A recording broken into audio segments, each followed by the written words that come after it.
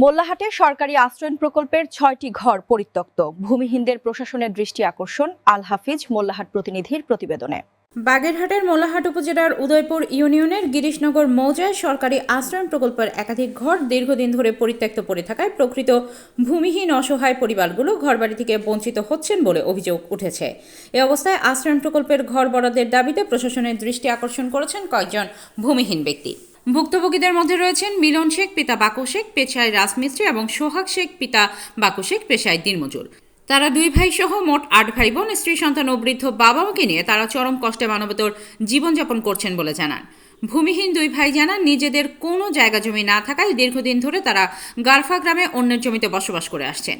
ন্যূনতম বাসস্থানের অভাবে পরিবারের সকল সদস্যকে নিয়ে তাদের দিন কাটছে চরম অনিশ্চয়তায়। মিলন শেখ ও সোহাগ শেখ আরও জানান, সরকারি আশ্রয়ণ প্রকল্পের ঘর পাওয়ার আশায় তারা একাধিকবার স্থানীয় গণ্যমান্য ব্যক্তি ও নেতৃবৃন্দের কাছে মৌখিকভাবে আবেদন করেছেন, তবে কোনো ধরনের সহযোগিতা পাননি।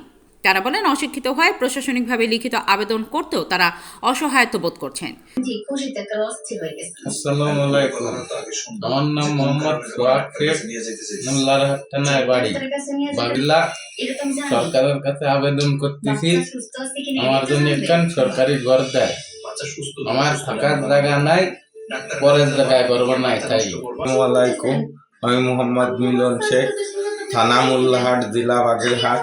সরকারের কাছে আবেদন জানাই যেন আমার একটা সরকারি ঘর হয়, পরের জায়গায় থাকি আমি। সরেজমিনে জানা যায়, মোল্লাহাট উপজেলার গিরিশনগর মৌজায় অবস্থিত সরকারি আশ্রয়ণ প্রকল্পে মোট 9টি ঘর রয়েছে। 24শে জানুয়ারি শনিবার দুপুরে প্রকল্প এলাকায় গিয়ে দেখা যায় বর্তমানে মাত্র 3টি ঘরে 3টি পরিবার বসবাস করছে। বাকি 6টি ঘর দীর্ঘদিন ধরে পরিত্যক্ত অবস্থায় পড়ে আছে। স্থানীয়দের অভিযোগ, পতিত আওয়ামী লীগ সরকারের সময় প্রভাবশালী কিছু নেতা টাকার বিনিময়ে প্রয়োজন যাচাই না করে নিজেদের পছন্দের লোকদের এসব ঘর বরাদ্দ দেন। ফলে প্রকৃত ভূমিহীন অসহায় মানুষরা আশ্রয়ণ সুবিধা থেকে বঞ্চিত হন। প্রকল্প এলাকায় বসবাসরত এক নারী অভিযোগ করে জানান, গারফা গ্রামের কাঞ্চু শিকদার পিতা জালাল শিকদার একটি ঘর বরাদ্দ পেলেও সেখানে বসবাস করেন না। বরাদ্দকৃত ঘরে মাঝে মাঝে জুয়ার আসর ও নেশা জাতীয় দ্রব্যের আড্ডা বসে বলে অভিযোগ করেন তিনি। কোন কোন ঘর থাকে না? এই বিষয়ে কাঞ্চু শিকদারের সঙ্গে যোগাযোগ করা হলে তিনি বলেন, আমি বর্তমানে পরিবার নিয়ে নিজের বাড়িতে বসবাস করি। বরাদ্দ পাওয়া ঘরে নিয়মিত থাকি না, মাঝে মধ্যে যাই।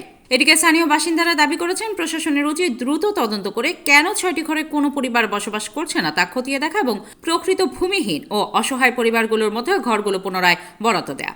ভূমিহীন দুই যুবক বলেন, আমরা যদি 2টি সরকারি ঘর পেতাম তাহলে পরিবারের সদস্য ও বৃদ্ধ বাবা মাকে নিয়ে সম্মানের সঙ্গে বাঁচতে পারতাম। স্বল্প আয়ে বর্তমান বাজারে ভাড়া দিয়ে থাকা আমাদের পক্ষে অসম্ভব। এই বিষয়ে এলাকাবাসী দ্রুত প্রশাসনিক হস্তক্ষেপ কামনা করেছেন।